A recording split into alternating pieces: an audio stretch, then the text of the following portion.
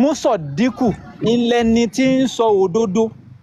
MC ẹ̀ pa comment section táwọn èèyàn lè power tap dáadáa. lọ wo orúkọ tí wọ́n fún Muhammad ẹni tó bá máa ń kadà lé ìlú dáadáa so ẹni tó bá máa ń sadà lé ìlú dáadáa. Family ẹ̀ jẹ́ ká gbé power tap yẹn wọ 90k. So tẹ́ bá lọ síbẹ̀ ẹ rí Musodiku Sodiku Musodiku Sodiku olódodo Musodiku ẹni tí ń sòdodo ó ti yàtọ̀ síra wọn kò jọra wọn. So bẹ́ẹ̀ náà ló ṣe lọ ní pé Rushidu ojú ọ̀nà Murisidu ẹni tó fìyàn mọ̀nà. kí ni ọ̀nà gangan kí ni ó kọ ẹ̀. ẹnìkan wà lọ́dọ̀ rush yẹn tó ń sọ̀rọ̀ sí lẹ́nu kẹ́ni yẹn fún wa láàyè ẹjọ́. mo ti sọ fún pé kó dákẹ́.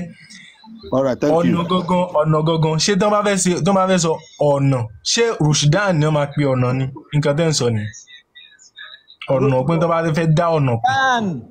so ti di Rushdie alifu lẹ́yìn alifu tó wọlé tọ́ yẹn alifu àti nùnù yẹn. ó ní alif mọ́dà. ó dẹ̀ ní nùnù nínú ó dẹ̀ ní nùnù tó parí ẹ̀. Rushdie ó ti di ọ̀nà méjì kì í sọ̀nà ẹyọ kan mọ́ báyẹn Rushdie ó ti di ọ̀nà méjì ó ti yàtọ̀ sí Murisidu. ẹ dúró nùnù yẹn kò kì í ṣe Rushdie nù ẹ mọ̀ pé àwọn fatia kẹsùrọ̀ ó tún máa ń tán bá fún nǹkan ó tún lè yí sí ìtumọ̀ ó tún lè yí sí bòmí. bó ti yẹ kó lọ ilé mi ṣàlàyé rẹ̀ mi tí mò ń bá yín sọ̀rọ̀ ó ní ìyá ọmọ. nùnù ti tèmi nùnù tó parí orúkọ tèmi kíní ni ó gba sukun kò gba dọ́mọ̀ kò sì gba kẹsùrọ̀. àsùnkún tẹ̀ ń wá káàkiri Rushdie orúkọ tèmi ń ṣe ni kò ní kẹsùrọ̀.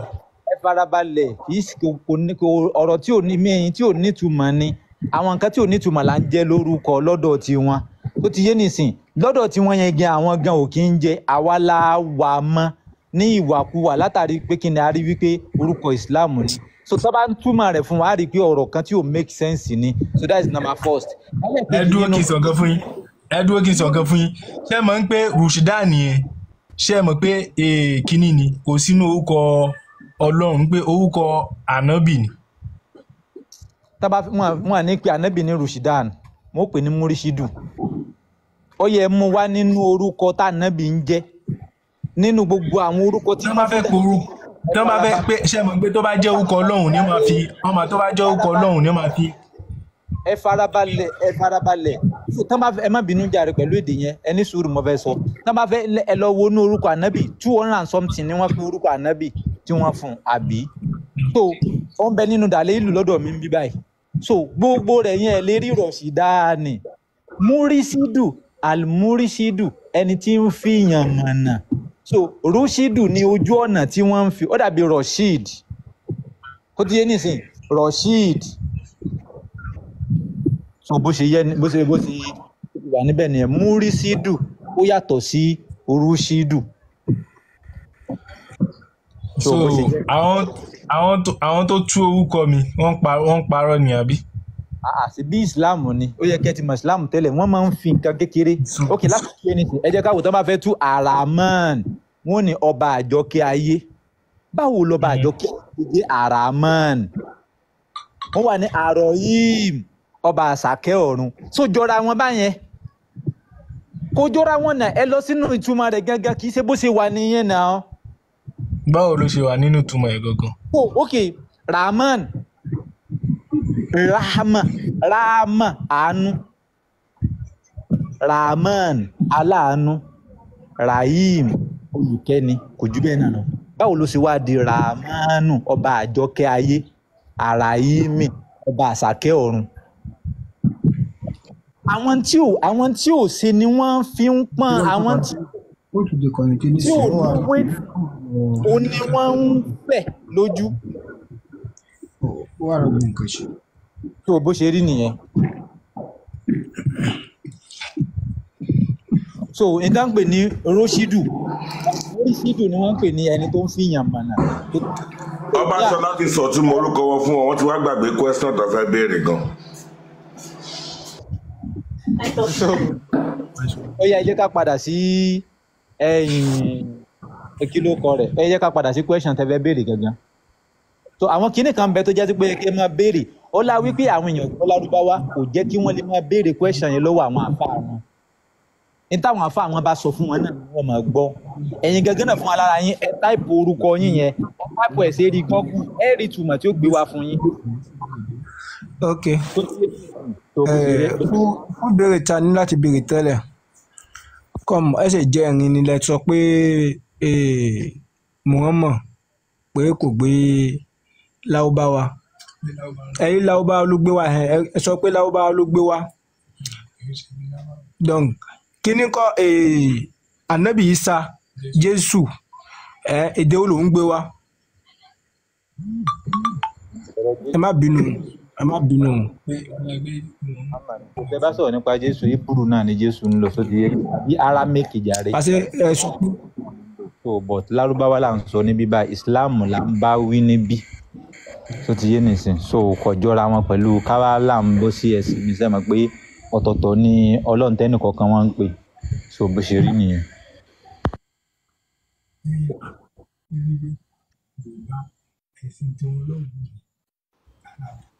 Ok, donc Mùsùlùmí lẹ́ ń bá wí bí ẹ bá àwọn Kírísítẹ́nì wí níbí báyìí. No, kò sí nǹkan tó sì kàn wá pẹ̀lú àwọn yẹn náà. Táwọn Mùsùlùmí lájọ lọ́rọ̀, àwa lájọ ní conversation tó ń bára wa sọ. So kí ni bí Ok, ẹ má bínú. Wani sì sọ pé tahallaw ila kalimatin sawa'in bayni wa baynakum. Tó ti yé nìsín ẹ padà wá. Ok, Bẹ láàrin àwa àti ìṣù àwọn yẹn lájọ lọ́rọ̀. ok, ẹ tún sọ pé ká máa sọ pé Allah ó yàtọ̀ sí Ọlọ́run. Bẹ́ẹ̀ ni a sọ pé Allah kò dáa, ó yàtọ̀ sí Ọlọ́run. So ibi tá a ti fẹ́ gbé jáde nísìnyí kó lè bá a rọrùn. Kódà ẹ bá wa gbé Kúránì náà jáde padà. Quran 3 verse 55 àbí Quran wo nìyẹn tó ti ní ká gé wọn lọ́wọ́ kán gé wọn lẹ́sẹ̀ yẹn ká sáré fi yẹn so àdètí máa lọ. Ọbásanjọ́ mo jẹ́rìí ẹ̀yìn tì í bàbá àgbà ẹ pa wọn, ẹ jẹ́ kó gbọ́ pé kán pa wọn.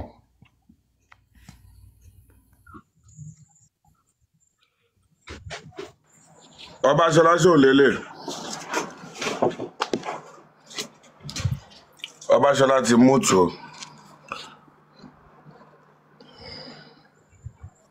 Ṣé mo lè sọ̀rọ̀?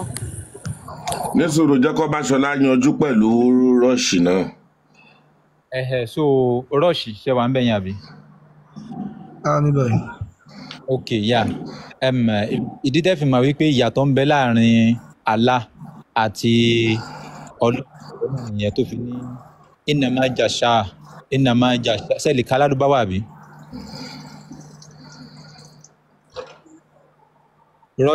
Rọ̀ṣídàn sẹ́ẹ̀lì ká lárúbáwá.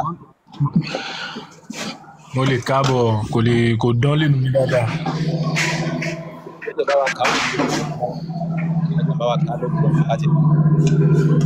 Innama jaza'ul lazina yuharibuna Allaha wa rasulahu wa yas'au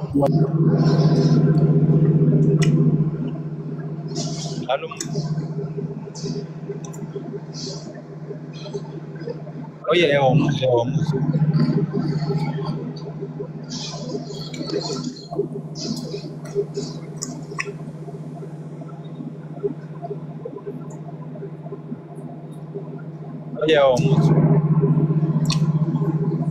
ẹnìkan ló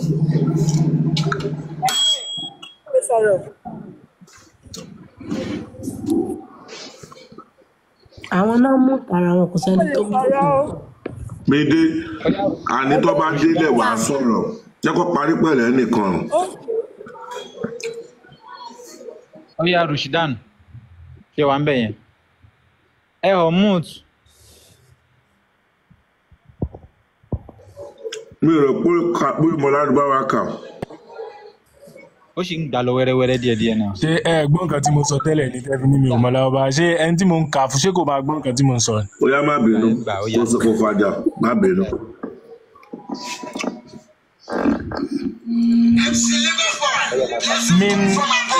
min al-ardi dhalika lahum. ń bọ̀ ẹ jẹ́ kí wọ́n padà dé ó dà pé wọ́n ní kọ́. ó ní kọ́. min al-ardi dhalika lahum khizyun fi dunya wa lahum fi akhirati adhabun adhim. Okay. Ẹ jẹ́ kí mi wá ẹ jẹ́ kí mi náà bá yín kà kí mi náà wá tú báyẹn òkìṣẹ́ lè ka Yorùbá yẹn. Yorùbá yẹn mo lè ka ó máa ṣe kíní díẹ̀ fún mi. Okay. Ọya ẹ̀san àwọn tó ń gbógun ti Allahu àti òjíṣẹ́ rẹ̀ tí wọ́n sì ń ṣe ìbàjẹ́ lórí ilẹ̀ ni pé kí ẹ pè wọ́n tàbí kí ẹ kàn wọ́n mọ́ igi àgbélébùú tàbí kí ẹ gé ọwọ́ wọn àti ẹsẹ̀ wọn ní ìpàsípàyọ̀ tàbí kí ẹ lé wọn kúrò nínú ìlú ìyẹn ni ìyẹpẹrẹ fún wọn nílé ayé ìyà ńlá sì ń bẹ fún wọn ní ọ̀run. ẹ jẹ́ kí n bá yín kà lọ gidi báwọn. إنما جزاء الذين يحاربون الله ورسوله ويسعون في الأرض فسادا أن يقتلوا أو يصلبوا أو تقطع أيديهم وأرجلهم من خلاف أو ينفوا من الأرض ذلك لهم خزي في الدنيا ولهم في الآخرة عذاب عظيم.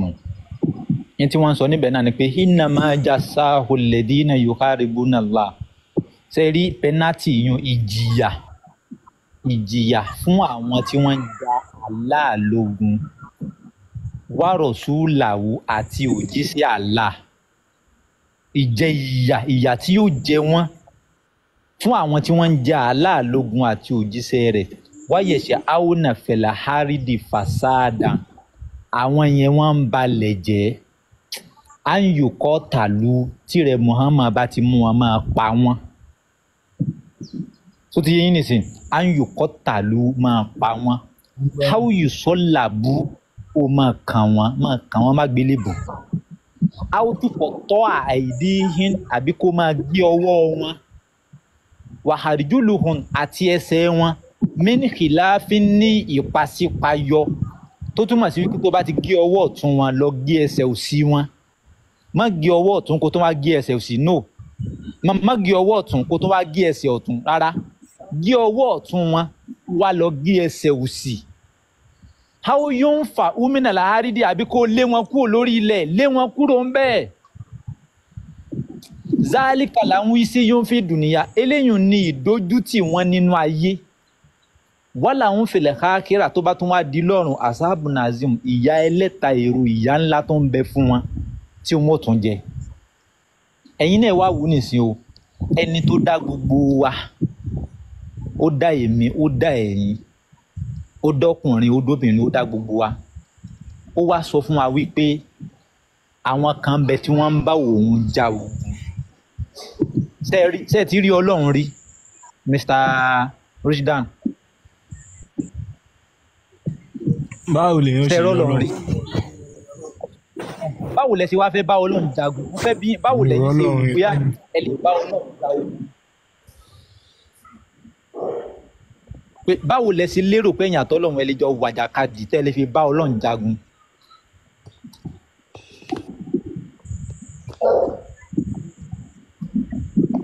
wọ́n ti sọ tẹ́lẹ̀ pé sin Ọlọ́run gẹ́gẹ́ bí ẹni tí ò rí so Ọlọ́run nísìnyí ló ń ṣe ń tẹ̀yàn lè rí. tó túmọ̀ sí pé ẹni tẹ́ ẹ̀ rí ẹ̀ bá jagun ó ti yé yín ẹni tẹ́ ẹ̀ rí tẹ́ ẹ̀ mọ ibi tó wà kò sógun kankan tẹ́ ẹ fẹ́ bá jà torí pé ẹ̀ mọ ibi tó wà ẹ̀ mọ ibi tí ẹ̀ mọ tí ń ṣe but níbí alukurani sọ pé wọ́n ń bá Allah jà ogun so that mean kò gbọdọ̀ jẹ́ Ọlọ́run tó dá gbogbo wa ẹni yóò wá sọ pé wọ́n ń bá òun jà ogun wàrọ̀súlà wọ́n tún ń bá òjíṣẹ́ rẹ̀ náà jagun ìyẹn ni kí wọ́n ń bá Allah jà ogun wọ́n tún ń bá òjíṣẹ́ Allah náà jagun lẹ́ni tó wá dá wa. kò ń ṣe pé nǹkan tó sọ ń bẹ̀ kò ń ṣe pé Allah ni wọ́n ń bá jà ogun kò ń ṣe pé Allah ni wọ́n ń bá jà ogun. àwọn kèfèrí tí ò gba àwọn kèfèrí tí ò gba èmi ò mọ English kà French ni mo gbọ́ French mo lè kà mi ò lè kà. ok ẹ tún kinní yẹn ẹ tún kà ní Yorùbá tẹ̀ ń wò yẹn. ṣé mo ti kà á lẹ́ẹ̀kan tẹ́lẹ̀. ẹ jẹ́ máa ń kà ẹ̀san àwọn tó ń gbógun ti Allah àti òjíṣẹ́ ó ti ní tàbí nínú àti that mean wọ́n ń ja ogun pẹ̀lú Allah. tó ń gbógun ti Allah ogun ń ṣe pé wọ́n jagun pé wọn ò gbàgbọ́ wọn ò gbà pé èèyàn kan wà tó ń jẹ́ Allah kò ń ṣe pé wọ́n ti ní ogun níbẹ̀ yẹn nísìnyí wọ́n ti ní pé wọ́n ti ń bá Allah jà ogun. rárá mi nígbà yẹn ẹ má tutù kùtù ẹ má tún tí Kùránì ò sọ ẹ má ti Àlùkùránì ti sọ fún wa pé ẹni tí kò bá ti tú ń tó wọn kó máa gbé ààyè rẹ̀ sínú ná tó ti yé yín nìsín ní tí Àlùkùránì ò bá ti sọ Àlùkùránì ló dẹ̀ sọ pé òun ti ṣàlàyé gbogbo nǹkan lòun ti ṣàlàyé so ẹ lálàyé kankan tẹ́ ẹ fẹ́ ṣe níbẹ̀ yẹn pé bóyá àwọn kan kèfèrí ni ní tí Àlùkùránì bá ti sọ ẹnìkan ò kí ń tì bọ́. nígbà tí wọ́n kan Jésù má gbélébùú ìgbà tí Jésù ní pé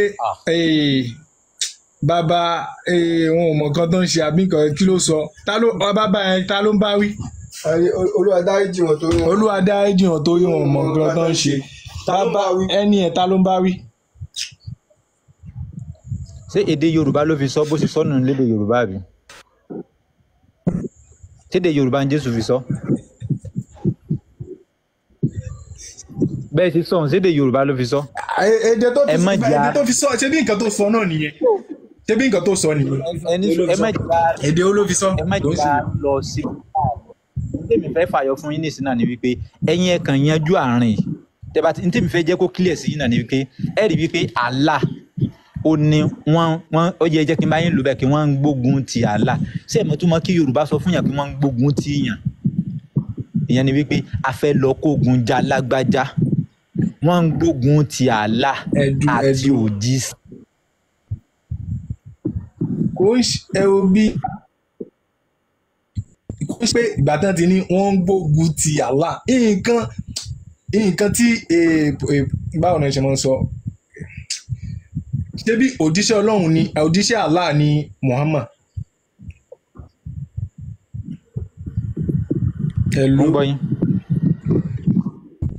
mo ń gbọ́ yín.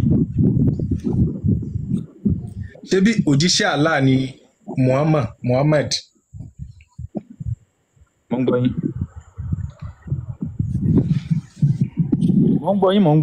Allah ó dẹ̀ rán Muhammad ó dẹ̀ rán Muhammad sí ilé ayé ń pé kó wá ìbáwo ni ṣe máa ń sọ mi ò gbọ́ English mi ò mọ bí mo ṣe lè ń pé kó wá tọ́hún èèyàn sọ́nà pé èèyàn kan wà tó ń jẹ́ kó wá tọ́hún èèyàn sọ́nà pé èèyàn kan wà tó ń jẹ́ Allah. So àwọn ẹni tí ò wá gbà Muhammad gbọ́ pé nǹkan tó àwọn ẹni pé wọ́n ń gbógun ti àwọn ẹni a máa sọ pé wọ́n ń gbógun ti. ẹni sùúrù nígbà tí Allah rán Muhammad wá láti wá jẹ́ káwọn èèyàn mọ̀ wípé ẹnìkan bẹ tí ń jí Allah báwo wá ni bàbá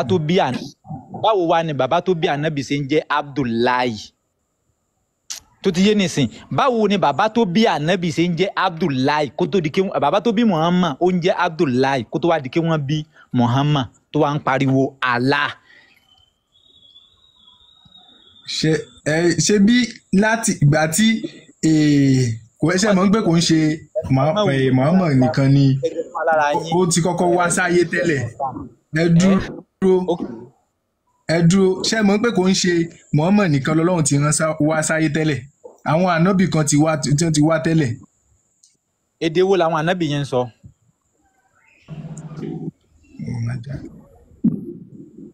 Àwọn ànábì tán wá tẹ́lẹ̀ inú wọn sọ Arab inú wọn sì ń sọ Jésù náà ló ń sọ èdè. Ó yẹ fún wa lánàbì méjì. Arab náà ń sọ náà. Ẹ fún wa lánàbì ẹyọ kan tó dárúkọ tó wà nílẹ̀ Arab. Ẹ dákọ̀ ànábì ẹyọ kan yàtọ̀ sí Muhammad yìí tó yẹ sí pọ̀ mọ́ Arab. Ànábì Yusuf. Ànábì Yusuf ọmọ Arab ni. Ilé evidence yìí kọ́ ọmọ Arab ni. Níbo ni Yusuf ti jọba? Ilẹ̀ Arab ni Yusuf ti jọba. Yusuf èkìní kò ń ṣe ilẹ̀ Arab Egypt ni. Ọmọ bó wà ní báwo la Arab ṣe wá jẹ́ báwo ni Saudi ṣe wá jẹ́ Arab? Èdè tán sọ lẹ̀ ń bí mi. Eléyìí ò máa kàtí sọ o. Eléyìí ò máa kàtí sọ. Ọbaṣọlá ṣẹlẹ̀ ní tẹ̀yìn ta jẹ́ ti eléyìí ò mọ̀ kankan ọpọlọ ẹ kú gan eléyìí àdànù sí títí dàrú ó kàn ń ṣe jábàjábà ni. Ilẹ̀ pẹpẹ Wáídì ìyàwó ẹ̀kọ́ ọmọ wédẹ́ ẹ̀rọ mut. Wédẹ́. Ṣé ẹ ń gbọ́ mi? Ó yá mi dé à ń gbọ́ ẹ̀mí dé à ń gbọ́ tiẹ̀. Mo ò béèrè question lọ́wọ́ anybody. But nǹkan tí mo fẹ́ sọ ni pé ṣé nígbà tí mo ti join program yìí ọ̀rọ̀ yẹn ò yé mi tẹ́lẹ̀ mo ń gbẹ́sìn lórí. Gbọ̀ngbà tí mo ti join program yìí mo rí pé jà fún ẹ̀sìn. Gáà yẹn kò dùn pé ti bọ́lẹ̀ mo bá explain pé before èmi náà gbẹ́sìn lórí bóyá gbé sórí ni. Níjọ́ kan wà tí mò ń wáṣẹ́ mo wá lọ bá máa nǹkan Muslim ni ó ń sọ fún mi pé can I help you? Christian tí mi ò tiẹ̀ rò pé ó lè help mi ló help mi gba ẹ mo ṣe parí ND ni. Àwa Mùsùlùmí mọ̀ pé a lè ràn ara lọ́wọ́ nìkan babalá irọ́ ni. Bọ̀gá yẹn ti bọ́lẹ̀ á dẹ̀ máa gbọ́ nǹkan tí mi sọ. Ká má gbé ẹ̀sìn lórí ká ràn ara lọ́wọ́ kí a má máa rò pé Mùsùlùmí ni mí Mùsùlùmí yẹn ló máa jẹ́ ẹ̀jù sílẹ̀ tí ò ní rí títí ẹrù. Lẹ́yìn káwọn àfáwà ṣe kárí mi 50 million donation kan máa ṣe nǹkan bẹ́ẹ̀ yẹn ká mọ nǹkan tá à ń ṣe. But program you help me a lot. Thank you so much, guys. Ọ̀rọ̀ mi ò ju yẹn lọ. Wàá ṣoríire mi dé, wàá ṣorí orí ẹ ti ń pé ń sìn. Orí ẹ ti ń pé díẹ̀. Tí mi dé so bọ́ sókè tó ń gbé gbogbo wa ṣe pé. Tó ń bú wa. Orí ẹ ti ń pé ń sìn. Láàrin ti gbàgbé mi. Mi dé sọ wípé orí ẹ ti ń pé. Wàá inú mi dùn lé ní pé mi dé ní òun rí pé àjà fún ẹ̀sìn bí à ń sọ ìfẹ́ pé ìfẹ́ là kọjá òfin inú mi dẹ̀ dùn ó ṣe gan. Humanity mi dé wàá rọ́kọ tó dáa o Ọlọ́run àdó tiẹ̀ o Elédùmarè àdó tiẹ̀ o ó ti yé ẹ kò láì kó níyàn bá ti ń pé bẹ́ẹ̀ yẹn orí ẹ pé. Nǹkan tí mo fẹ́ sọ nìyẹn ó dàbọ̀ pàjọ́ ẹ̀ lálẹ́. Ó dàrọ á pàdé lálẹ́.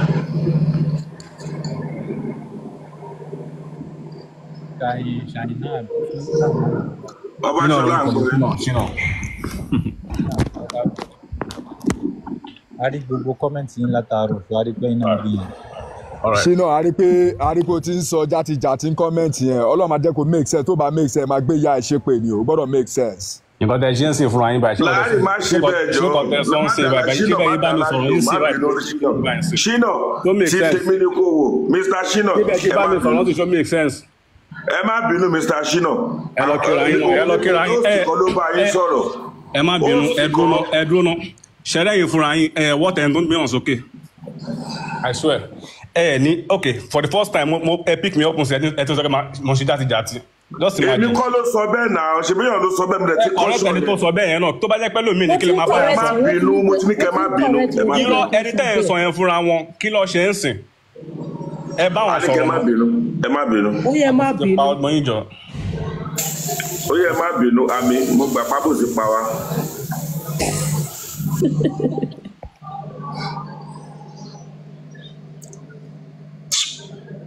Olùṣe ara ẹ ti ń sọ̀rọ̀ kọ́mẹ́sọ̀sọ̀ àti wò látẹ̀kàn àdẹ̀ni tó wá ti wá sókè. Láàrin bàbá filẹ̀. Ó yá ṣọ ọ̀gá Olúwa ní à ń gbọ́ mo kí gbogbo ilé o Daddy Ọbáṣọlá, mo kí Larry J, mo kí Classic, mo kí Adétúnjí, mo kí Aṣíwájú, mo kí Lizzy Baby. The MC Lagos boy, me, I just want to appreciate you because you are doing a very good job. Because mo rántí ọjọ́ kìíní àná, àwa bíi márùn-ún àbí mẹ́fà la wà lórí péjì nígbà tí àwọn ará bí lọ report yìí pé kán wá search ní kán wá ṣe gbogbo ẹ̀. But iye ò stop yìí ẹ̀ ṣe ohun tí ẹ̀ ń ṣe, and what you are doing is you are not preaching any religion. What you are preaching here is humanity. Ṣé ẹ̀dẹ̀ rí ìfẹ́ òun ni àkọjá òfin everywhere. What you are preaching is beyond love sef, because ó yẹ kí a lè máa accommodate ara wa. Torí gbogbo ohun tó dá gbogbo wàhálà ilẹ̀ gbogbo 2 months 3 months 4 months ago ni wípé àwọn kan bu ẹnu mímọ́ mo fẹ́ sọ Yorùbá wọ́n fi ẹnu àbùkù kan ohun tí ò bá ti jẹ́ ti wọn. So èmi dẹ̀ feel pé with what you are doing so far, in fact you have opened a lot of people's eyes, because lè ṣe without each other. That is it, we cannot do without each other. Christians to Christians, we cannot exist alone. We need some people amidst ourselves. So àwọn tó bá wà ní ìsàlẹ̀. Àti Ṣínà mo fún ẹ ní grace kan pé kó padà sókè brother mi. Olábòsí pa mí kú mo gbà bẹ́ẹ̀, but what's your mind yẹ? Tó bá dẹ̀ ti sọ tó dẹ̀ fẹ́ máa comment ìsàlẹ̀ bẹ́ẹ̀ yẹ fa. Ẹ jẹ́ kí n máa kúrò jẹ́ ọ̀kìn block ẹ. Cherry, Mr. Shina, let me tell you, I have been on different platforms and I can categorically tell you pé mi ò tí ready to wà straightforward and neutral like MC Lagos boy. He will say it the way it is. Wọn kì í fi kan bọ̀ kan nínú, and that is why I like sometimes ẹni pé mi bá mi ò kí n wá sókè rárá because I want to listen to what he wants to say, and what he preaches most of the time is love. But the only thing that you money against MC Lagos boy ni wípé MC Lagos boy ò mọ bó ṣe ń parọ́. Ṣé dáwọn èèyàn dẹ̀ like onírọ́ ká ṣàbòsí ohun táwọn èèyàn fẹ́ nìyẹn, but MC Lagos boy will never do àbòsí. Á sọ bó ṣe rí. So if you have problem with that, just avoid his page. If you know you cannot cope with the truth, don't come to his page, because ó máa affect ó dẹ̀ máa ní ẹ lára. That's just it.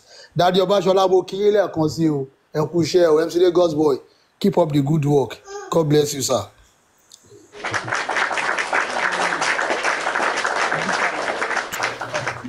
Hello, ẹ kálẹ́ o. Ẹjọ́ mọ́ Rukayat, ẹjọ́ máa ti sọ kankan ẹjọ́ mà. Ẹnìkan wà níbi tó yẹ kó sọ̀rọ̀. Adétúnjí, Ọbáṣọlá fẹ́ fèsì àbí à ń gbọ́yán Ọbáṣọlá. Khalifa Abdul Qadiri. Ọmọ ìlú kọ́mẹ́ntì tí ò kú lábẹ́ ẹ kàn wá sókè bá fà níyìn Khalifa níyìn náà odidi Khalifa ẹ wá sókè Islam là ń sọ̀rọ̀ nípa rẹ̀, so ẹ̀yin náà ẹ wá ká jọ explain nǹkan fún ara wa, so ẹ lè wá sókè. Mr. Adétúnjí à ń gbọ́ yín kí Alhaja Rukayat tó sọ̀rọ̀.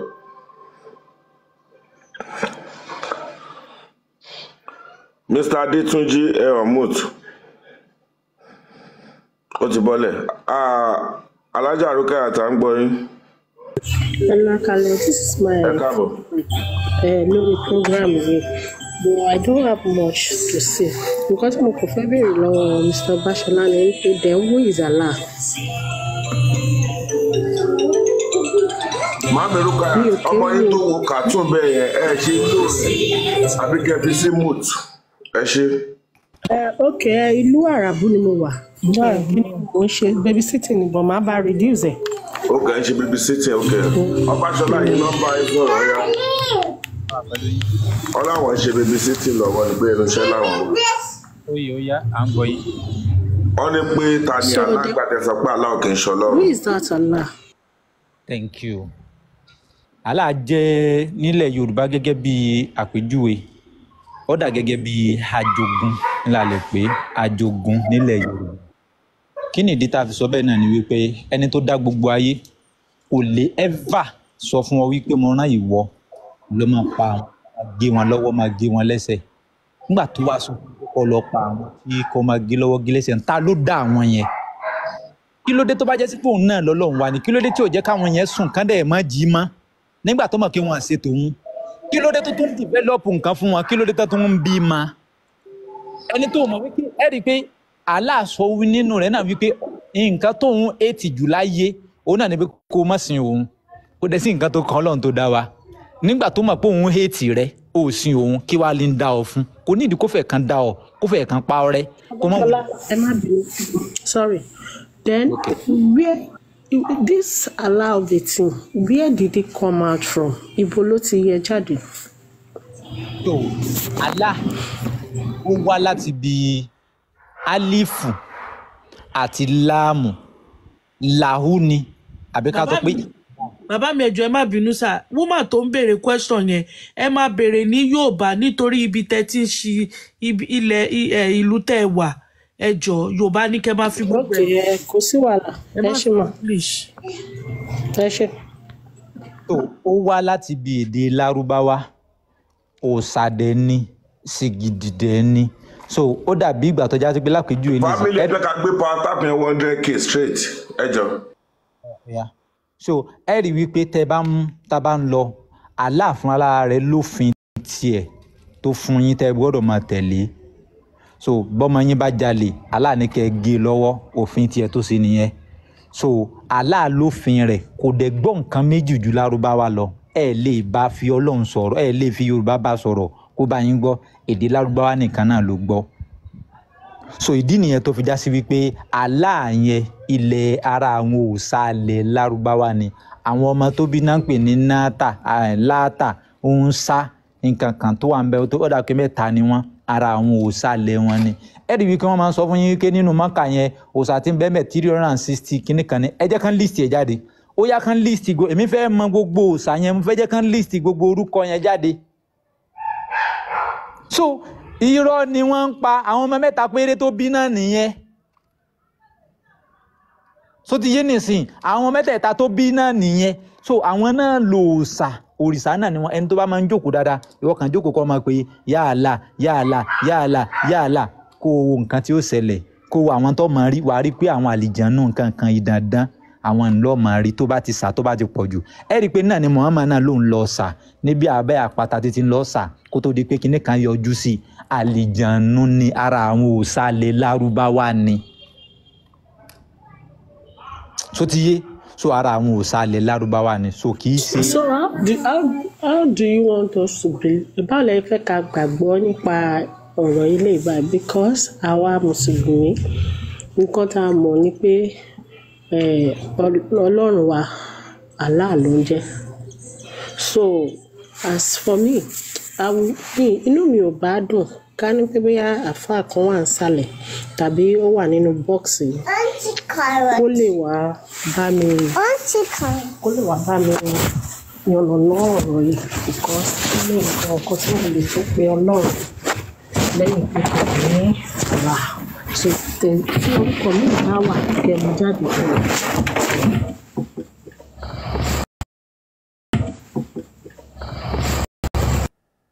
ó dà pé pírẹsidẹ́ǹtì yìí ó dà pé mùsùlùmí ni wọ́n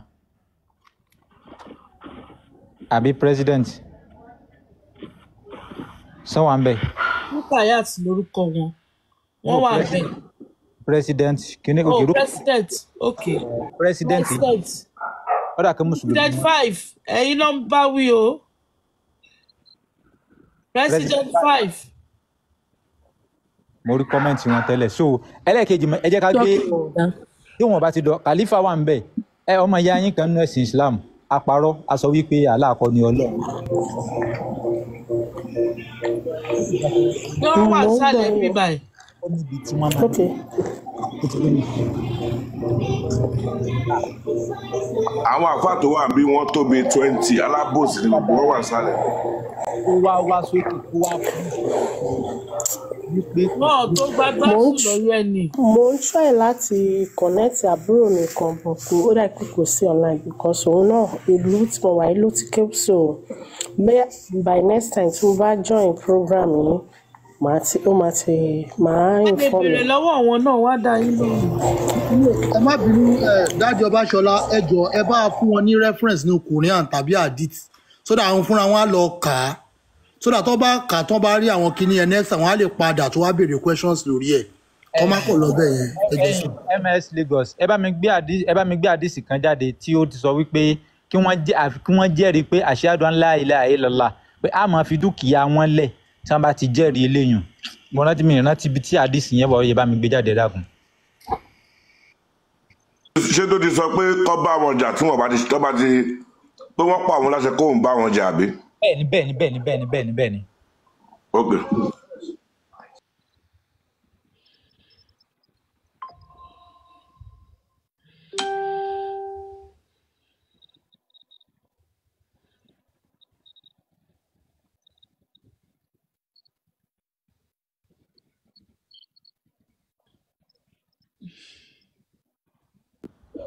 So ìyá wa Rukayat.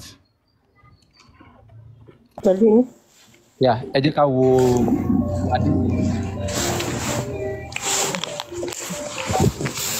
báwo ni arákùnrin tí wọ́n ń pè ní Anas bin Malik ó jẹ́ nínú àwọn àdúrà tó máa ná bàbá.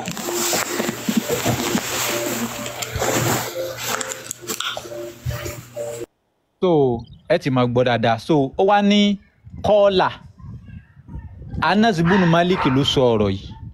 Kọ́ọ̀là Rasulullah sallallahu alaihi wasallam. Ó ní Muhammad sọ wípé umirtu wọ́n ti pa mí láṣẹ hanuhu kọ́ tí lànàṣà kí n máa bá àwọn ènìyàn jà.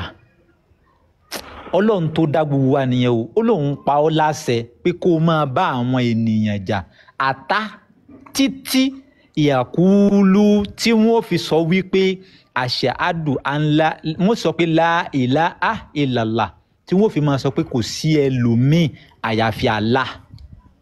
Vaiza kọlu ha tán bá ti wá sọ bẹ́ẹ̀ táwọn náà ti sọ bẹ́ẹ̀ pé sẹ́mi kó ní kó máa bá wọn jà ni ó wá bá wọn jà ó fajúro sí wọn ó mẹ́ni ẹ̀ ó sọ dìjà mọ́ wọn lọ́wọ́ àwọn náà wá sọ bẹ́ẹ̀ wá sọ lù sọ látàná bá a ti ń kírun yẹn àwọn náà wá ń kírun wa bẹ́ẹ̀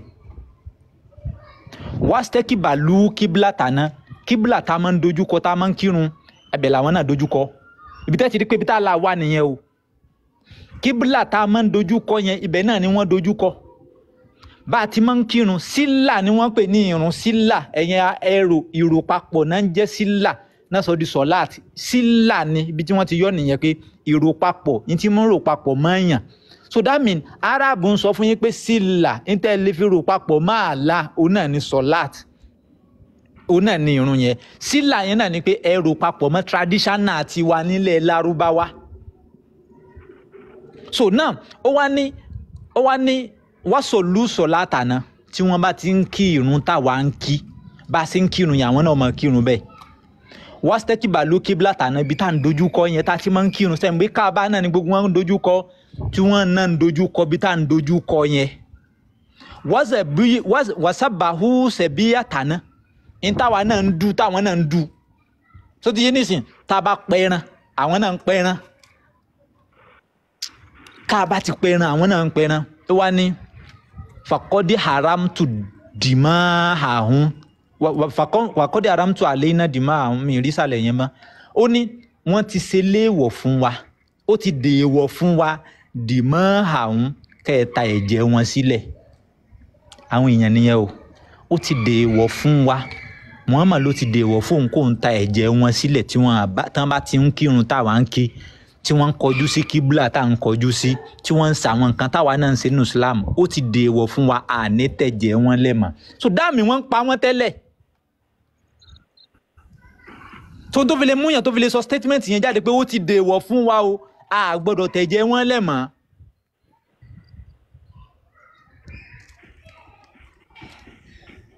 ọ̀tọ̀ ní tẹ́ gbé wá yẹn o.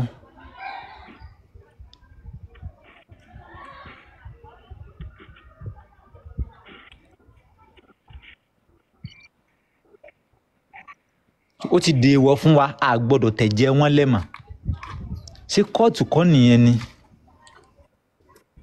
lórúkọ Allah so báwo láti wá máa fi léyìn òwe Ọlọ́run tó dá tàwa tí ò lófin kankan tó fẹ́ fún yín. ọ̀tọ̀ tún lélẹ́yìn náà oníṣẹ́mìtù lélẹ́yìn sọ sẹ́mìtù nàbí sallallahu alaihi wasallam ó lóun gbọ́ tá ànábì sọ pé lélẹ́yìn ẹ̀yin tẹ́ gbé yẹn kan bá wa stroll rẹ̀ sókè díẹ̀.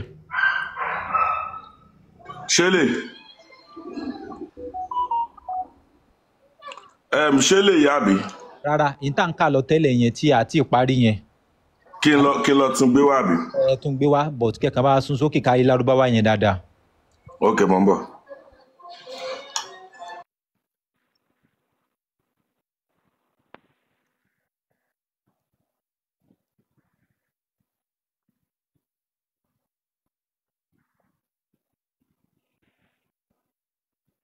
Ọbánisọ́lá, ṣé nǹkan tí ẹ̀ ń jẹ́ kó máa yé mi nísìnyí ni wípé Ọbánisọ́lá mo ń bọ̀ mo fẹ́ gbé ìtókù wá ni o. Ọbánisọ́lá ṣe wà pẹ̀lú mi. Tahir Buhari 392. Ọbánisọ́lá, nǹkan tó fẹ́ kó yé mi nísìnyí pé ẹ̀sìn tí ànábì wa Muhammad sallallahu alaihi wasallam tó gbà ẹ̀sìn òòṣà ni. ìdílé wọn ni àkọ́kọ́ nìyí. ẹlẹ́ẹ̀kejì nínú rẹ̀ so kí ni tó tún wà bẹ́ẹ̀ ni pé ogun tá nábì lọ ogun 93 ni ó lọ jà réèdì ló pọ̀ jù ń bẹ̀ réèdì kán ló máa réèdì ìlú kẹ́ ló máa gba nǹkan wọn séèyàn wá ní tọ́lọ́run rán sí wa bí ìgbà tó jẹ́ sí pé ká tó pé lápèjúwe ogun Mọdákẹ́kẹ́ àtogun Ifẹ̀ ogun Fúlàní àtogun Yorùbá ńlá wa sọ dẹ́sìn pé wọ́n ń jagun. Ẹ má bínú nínú Quran wo lẹ ti rí wípé ní ẹ ti lè mú jáde fún mi pé nínú àwọn ogun tí ànábì Muhammad sallallahu alaihi wasallam tó lọ yẹn wọ́n lọ raid then àwọn ìlú wo ló ti lọ raid wọn yẹn.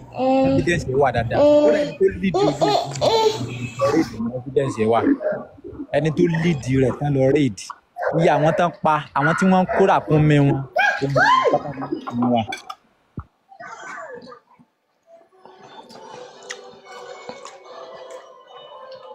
èyí tó kù lélẹ̀ Ọbáṣọlá.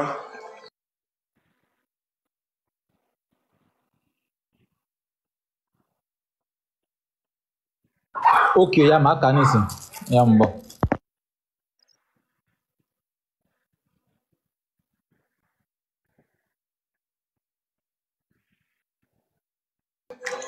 àǹtí Rukayat ẹni evidence wo ara àwọn evidence náà ní ìgbà tó jí pátá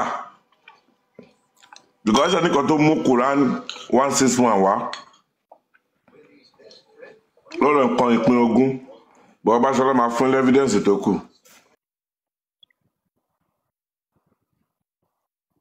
pátá ibo ló ti jí pátá.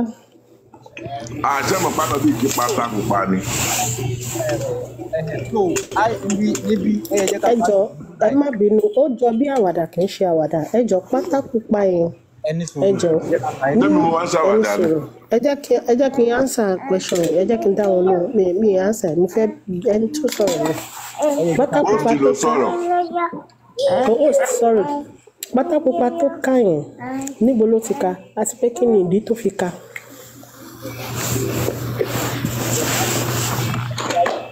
a máa gbé àyà mi já nínú àyà a máa gbé àyà ó ń bẹ nínú àyà Kùránì. ibi tí mo wà yìí mi.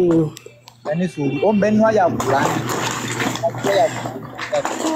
I'm not here to criticize mi wá láti wá pé nǹkan tí kò yé mi ni mo fẹ́ kẹ́jẹ́ kó yé mi because mi mọ bí mo ṣe lè pe Ọlọ́run mi tí mi sìn mi mọ orúkọ tí mo fẹ́ fún un. so nígbà tẹ́yìn ti sọ wípé Allah wa wípé òòṣà ni sọlọ́run tèmi dẹ̀ ń sìn kì í ṣe Ọlọ́run òrìṣà. òrìṣà ní kódà ó sọ fún wa wípé lọ́wọ́ méjì ọwọ́ àwọn méjì ọ̀tún ló wà.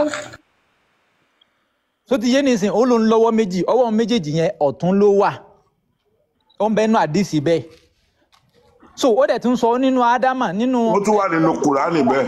bẹ́ẹ̀ ni ó ń bẹ nínú Suratul Baqara tí ń sọ níbẹ̀ wípé kí ló ṣe Ìbílísì ẹni tóun fọwọ́ òun méjèèjì dá òun wá ní kó tẹríba fún olóòtẹríba fún sódà mi Allah lọ́wọ́ méjì ọwọ́ rẹ̀ méjèèjì yẹn ọwọ́ ọ̀tún méjèèjì wà kì í ṣe pé lọ́wọ́ òsì ọ̀tún ńlọ́wọ́ méjèèjì yẹn wà so image ni na that is sigidi a dẹ̀ tún rí nínú àdìsí bẹ́ẹ̀ pé tó bá dijọ́ gbin dàlkíámà tó bá di tán bá fẹ́ gba afárá sẹ̀ráàtì táwọn mùsùlùmí bá kọjá tán wọ́n ṣẹ̀ṣẹ̀ wá máa sọ wípé Ọlọ́run nígbà tí alábàá. wọ́n máa yé ìwúrúkọ alóhùn nídìí àfà ẹni tó wọlé inú àfà ni. Amadélèké ó lè bá àmọ́ rọrùn fún mi ọmọbìnrin ẹnìkan bẹ lọ́dà comment section Amadélèké ọbẹ̀ mi request ìgbẹ́ wá sókè yóò lè rọrùn á lè máa rí àwọn onígbà gbé yóò lè rọrùn dáadáa. Ọbáṣọlá ẹ drop presido yìí ò ní kankan tó fẹ́ sọ. Ọbáṣọlá ẹ jọ sá kí ni mínì ní Rukayat because olórúkọ mi.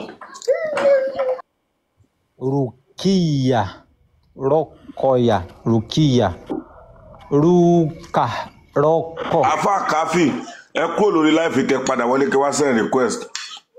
Afa Kafi. Mo ń gbọ́ yín sà.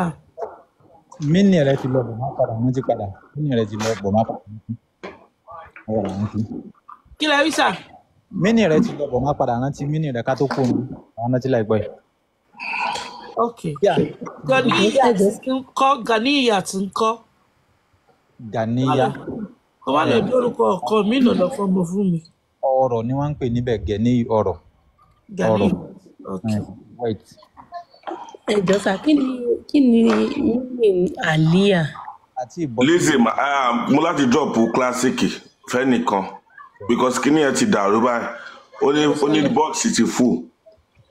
Ó ní bọ́ọ̀sì ti full. Nǹkan tó sọ bọ́ọ̀sì kì í àyè wà.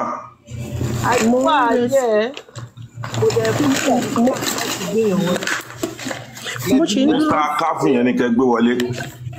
Mo ń dúró fún àfa àtẹlẹfẹgbà ẹ̀ ẹni tó béèrè pé ìtumọ̀ Rukayat yẹn náà so èmi níyọ̀tọ̀ di tèmi ó ní meaning tí èmi mọ̀ sí but tẹ bá ti ṣe tó tẹ fẹ́ hansa ẹ̀ so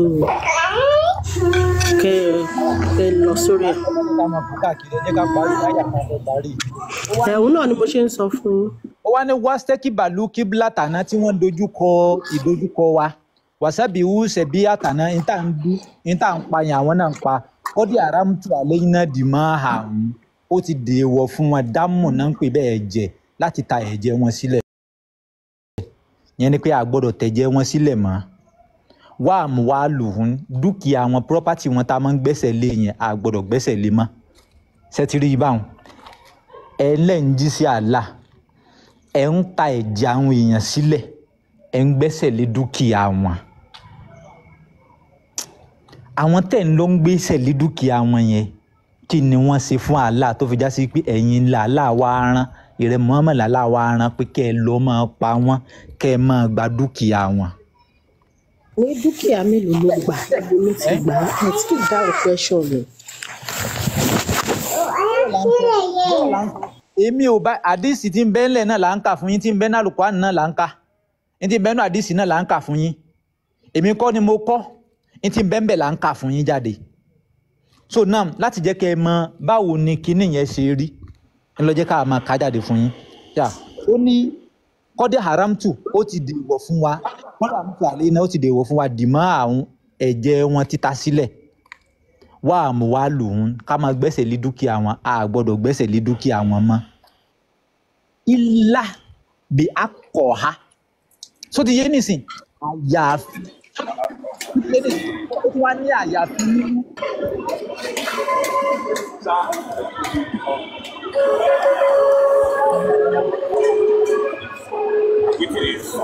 Ẹjọ́ ta ló wọlé yẹn ṣáfà. Àríyàn Musa ìjọba bá wa mute Àríyàn Musa ìjọba bá wa mute. tó ó wá ní ìlà. ẹ kọ́kọ́ máa sáré yọ̀yàn báyẹn bẹ́ẹ̀ ṣe yọ̀yàn gan ló kàn sí confusion látara tó jẹ́ kékeré kan dàrú. No anybody ò yọ̀yàn fúnra wọn náà bọ́lẹ̀. Báyìí ló dúrọ́bù. Fúnra wọn náà bọ́lẹ̀ kò sí anybody tó yọ wọn. Ilá àyàfi bí àkìhá tí wọ́n bá ti fi lè kọjá àyà ń ta fún wọn yìí wá ìsáàbù wọn àlàlà pé ìṣirò wọn o ó tún dọ̀ wàhálà so dáàmì ó ti ń jọ́ máa yẹ kí ó ti fi àyàfi sí àyàfi tán bá tún wá lọ ṣe nǹkan tá a ní kí wọ́n mọ̀ ṣe yìí a tún lẹ́tọ̀ọ́ láti máa gba dúkìá wọn padà a tún lẹ́tọ̀ọ́ láti máa pa wọ́n. Béèrè làbá yẹn máa ń ṣe béèrè. Ẹ káàbọ̀ sà. Ẹ rà o. Nígbà tẹ wọlé tẹ kọ́kọ́ wọlé pẹ̀lú èébú. Ẹni tó wọlé yẹn kó múùtù.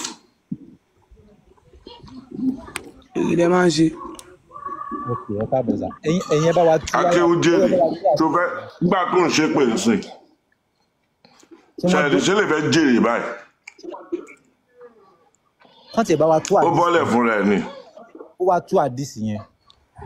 MC alólórí burúkú ló pọ̀ jù nínú àwọn mùsùlùmí wọ̀nyí olórí burúkú ló pọ̀ jù nínú wọn.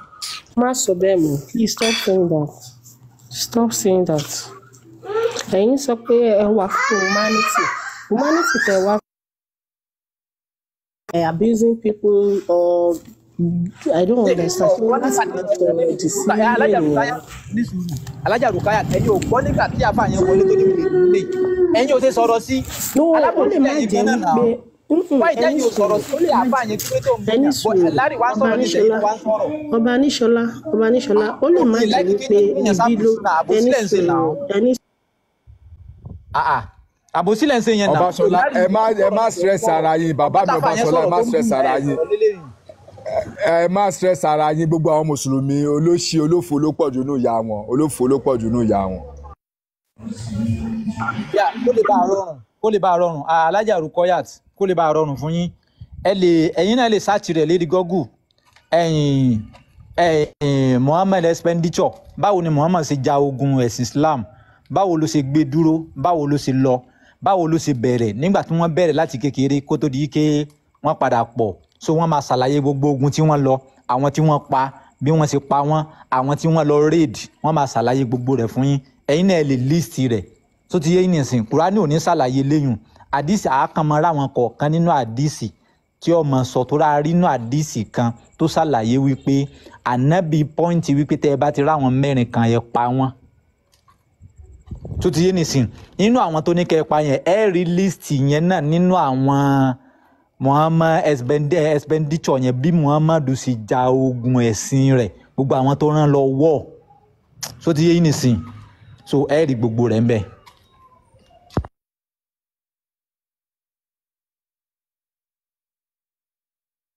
Presido any can you ask question ẹ wá bíbá ilé ẹ̀kan ẹ sọ bíbá di family house yìí ẹ sọ.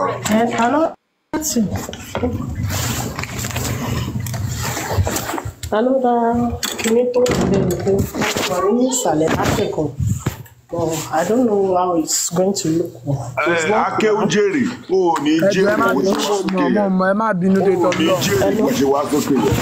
ẹ má bínú mo ń báyọ̀ sọ̀rọ̀ mo ti sọ fún yín pé kò ṣe ìjọba. wàláhì ẹ má bínú ẹ̀kọ́ la kọ́ àwọn òkè mi wàláhì ìbínú ẹ má bínú. Rukayat alábòsí nìyẹn alábòsí èèyàn nìyẹn mo ti rí ẹ ń sìgbà alábòsí nìyẹn. Ọbaṣọlá ó ti ní kẹ́ má bínú. ẹ má bínú dé tọ́lọ́. ok ọyẹ bá wa kí àdìsí tó wà níwájú yẹn so sẹ́lẹ̀ bá wa ṣàlàyé rẹ̀. kò sí wàhálà. ok ọyẹ à ń bọ̀.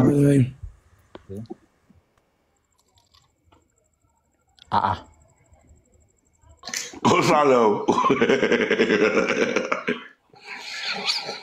o ó jápa o. aláwọ̀ mùsùlùmí sọ lórí burúkú ló pọ̀ jù nù wọn lọ.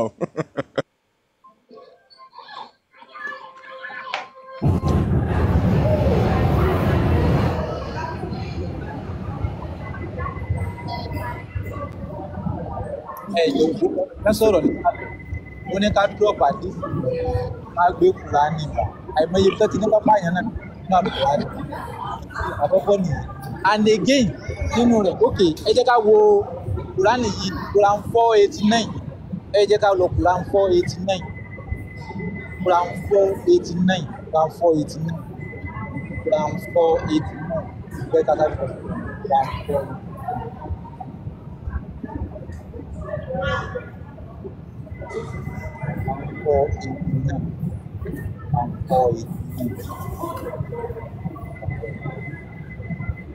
Al-Qur'ani ni wàdù láwùjẹ́kì fatakúnúnà sàwáhán wàlátátà ìsúmínú àwùjáhà láyò hajjiru fi sabilillah fa in tawallaw fawzuhun waqtuluhun haisu wajaditumuhun wàlátátà ìsúmínú waliyan wala nasiran. Ẹgbọ́n tá Al-Qur'ani sọ ń bẹ̀yẹn ó ní wàdú wọn lérò láwùtẹ́kì fòrú náà kà má káfàrú báwọn ṣe ya kèfèrí báwọn ṣe ya àwọn aláìnígbàgbọ́ kí ìrẹ Muhammad náà kí wọn náà ya aláìnígbàgbọ́ fàtàkùnú náà sàwáhán kí gbogbo yín wá lè jẹ́ dọ́gba fàlàtà táìsú mínihún áwùlìyàhà ìrẹ Muhammad má mú wọn lọ́rẹ̀ o mẹ́jẹ̀ ń rí ọkọ̀ mú wọn lọ́rẹ̀ o ẹ gbọ́ o sẹ́yìn náà gbọ́ Ọlọ́run tó dá wa ó ní má mú àwọn kan lọ́rẹ̀ àtàyò hajiru fi sabilillah títí tí wọ́n fi padà sójú ọ̀nà Allah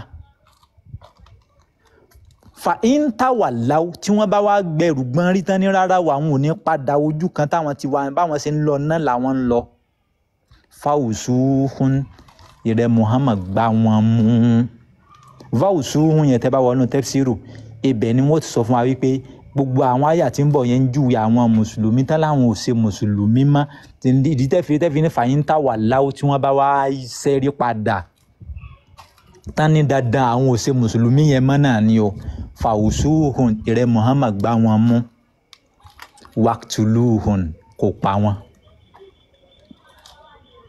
olóòsè ìsìláàmù mọ́ ó wá wà nù lọ́ọ̀ tí ìsìláàmù fún ọ wípé tó o bá ti sọ pé ò ṣe mọ́ ẹ kọ́kọ́ mú ẹ lọ dé ẹ lọ yẹ ọpọlọ rẹ̀ wò láàrin bí oṣù mélòó kan ẹ tì í mọ́lé nígbà tó wà nù kìrìsìtẹ́nì tó lóun ò ṣe kìrìsìtẹ́nì mà kìrìsìtẹ́nì ò sọ fún wípé ẹ lọ mú kẹ́ ẹ dé o ẹ yẹ ọpọlọ rẹ̀ wò nígbà tó wà nù ṣẹ̀ṣẹ̀ tó lóun ò sì ṣẹ̀ṣẹ̀ mọ́ ìṣẹ̀ṣẹ̀ ò sọ fún wípé ẹ lọ mú kẹ́ ẹ yẹ ọpọlọ rẹ̀ wò kẹ́ ẹ dé o bọ̀ nígbà tó wà nù islam tó lóun ò ṣe islam mà islam ni ẹ lọ mú ẹ lọ dé. ẹ má bínú Ọbaṣọlá àfáàyè Khalifa Abdulkoli Akorede Ọláwọ ní question fún yín mo wá láti drop gbogbo èèyàn báyìí mo ní gbogbo èèyàn kíní yẹn káyè lè wà because kíní yẹn ó ń ṣe bí wọ́nàwọ̀nà látàárọ̀ máa gbé ìgbà tí fún yẹ ọmọ àlè ló fẹ́ máa wù ọmọ àlè mo ń sọ̀rọ̀ lọ́wọ́ gbọ́mọ ẹ̀ kúrò nígbà. ẹ̀sìn wo ni host ń ṣe.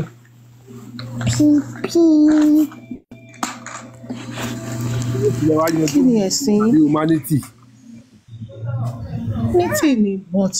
no tó bá bẹ́ẹ̀ sí ẹ rí pé lórí ibi nǹkan tí ó ń rú kálukú lójú lójú ìdáni ni wọ́n béèrè. bẹ́ẹ̀ ni but reason ẹni sùúrù reason tèmi ṣe sọ bẹ́ẹ̀ ni wípé ẹ mọ̀ pé kò yẹ gbogbo èèyàn ló lè lo abusive word gbogbo èèyàn kan ló máa ń lò ló dẹ̀ nífẹ̀ẹ́ sí láti gbà sára so abusive word yẹn lèmi fẹ́ try láti correct mi lórí kan tí mo gbọ́ mọ́ mi sọ. kò ń ṣe tọmọ yín kalẹ̀ o kò ń ṣe tọmọ yín. èmo wà lábí sí word mo lò ń bẹ̀ tẹ́lẹ̀ correct. mo ti pẹ́ tí ń lò láti mo wà ń sàlẹ̀ látẹ̀kùn náà. ìyá gbé mi ṣépè kí n má gbé ṣépè tó dípò mo gba Jésù àbí.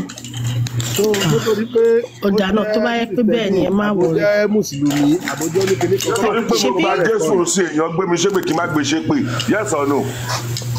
ok ẹ má bínú ṣé nínú bíbélì yìí náà ṣé Jésù kò sọ wípé tí wọ́n bá gbáyọ̀ ní etí ọ̀gbẹ́ ní kọ́kọ́ tó sísè. ẹ jọ Jésù nìyẹn ṣó dárúkọ Michael àbó dárúkọ Lagos boy. ìsìnkú ọlọ́run máa ràn gbogbo wa lọ́wọ́. ìjẹ́ ọmọ ènìyàn mi mo jẹ́ kó wáyé dì fún ẹ̀sìn ni mo lè ṣe wèrè fún yín sìkàdé ọ̀rẹ́ lẹ́tà ìjọba ènìyàn kankan nìyẹn humanity ẹ̀sìn máa ń parọ́ fẹ́yàn ni. yes nǹkan tẹ́mi náà believe nínú ẹ̀ nìyẹn I believe in that because téèyàn bá ní pé òun fẹ́ máa wò tẹ̀sán pé kìnnìkan ìwà nǹkan tí èèyàn ṣe báwo ló ṣe sí ọmọlàkejì ẹ báwo ni dáadáa. ẹ jọ Ọbaṣọlá àfáà tó láwọn ní question fún yín ló wọlé yẹn tẹ́ bá ti ṣe tán pẹ̀lú Rukayat. ok Alájà Rukaya báwo lẹ ti fẹ́ sọ̀rọ̀ humanity tí religion control yín tó sọ fún yín kí má bá lágbájá ṣe má bá tàmẹ̀dò ṣe tẹ́ wá fẹ́ sọ̀rọ̀. Me, I don't believe in that. I don't believe. That means believe in Quran yẹn dàbí alára nìyẹn. No, ẹ̀yin náà sọ lẹ́ẹ̀kan mò ń gbọ́ yín mo wà ń sàlẹ̀ ẹ̀ ń sọ wípé Babashola, please, let me tell you something. Ẹ sọ nǹkan kan nígbà tí mo wà nísàlẹ̀, ẹ sọ wípé tá bá rí Mùsùlùmí kan nínú ilé kan tí ẹ̀sìn tó kọ̀ǹkì gan tó fi tojútojú àti tààràtàrà tó fi gba Islam bí kó ṣe ṣùtá fún ọmọlàkejì ẹ̀ ló máa ṣe. Ibẹ̀ ṣùgbọ́n tẹ́ bá rí ẹni tó yẹ pé ó kàn gba ojú ọ̀nà yẹn fèrè ni kò ní irú àwọn èròǹgbà yẹn lọ́kàn. But madam, tó bá yẹ pé kọ́ dìdí tẹ̀lé tí Islam wí nǹkan tí Quran wí nǹkan tí Muhammad wí tẹ́ bá fẹ́ ṣe mùsùlùmí kò ní kẹ́ ẹ ṣe mùsùlùmí pẹ̀lú ẹ̀yà ó ní kẹ́ ẹ ṣe kẹ́ ẹ tẹ̀lé òun ní tòótọ́ pẹ̀lú òdodo ni kẹ́ ẹ tẹ̀lé gbogbo nǹkan tó bá wà ní Quran. Ẹ jẹ́ kí gbogbo wa ká dọ̀rùn náà tàbá ti dé ọ̀hún náà. Ebi nu wo yín ló wà. Ẹjọ́ tó lọ sí Rúkàyà tí ẹjọ́ mut afa ẹ fi Rúkàyà lẹ́fọ̀ọ́ náà Babashola ibà Khalifa sọ̀rọ̀ àbí káfá àdìyẹ. Ó ti yé kalẹ́ o. Mo ń bọ̀ ẹ̀dá kun Khalifa. Ó ti yé. Wàá ṣoríire Lagos boy wàá ṣoríire. Ó yá mo ń gbọ́ yín Khalifa. Ẹ kalẹ́ o Babashola. Ẹ káàbọ̀ sà. Aláàkọ́ pardon mi náà fún cracky voice a bit. Now, ibi tí a ti bọ̀ níbi tí mo lọ́kọ́ gbọ́ yẹn nìkan bí ní pé ta ni Allah. Ẹ wá sọ pé Alif àti Lam ni Allah. Àbí? No, Hali lélẹ́yìn mò ń ṣàlàyé lọ kó tó di pé wọ́n kọ́ọ̀tì ọ̀rọ̀ yẹn. Ẹ yá ṣe lè tún àlàyé yẹn ṣe a bit few seconds ni o. Ẹ sọ pé nínú Alif àti Lam ló ti jáde. Ọ ní bẹ́ẹ̀ kọ́ ó yá mọ̀ ń gbọ́jà rẹ̀ Mr. Babashola. Bàbá yọ Alif àti Lam tí wọ́n máa ń jọyìn papọ̀ máàsì máa ń láì lè sí náà. Yóò fún wa ní múfúrà di yóò fi ti ń bẹ níbẹ̀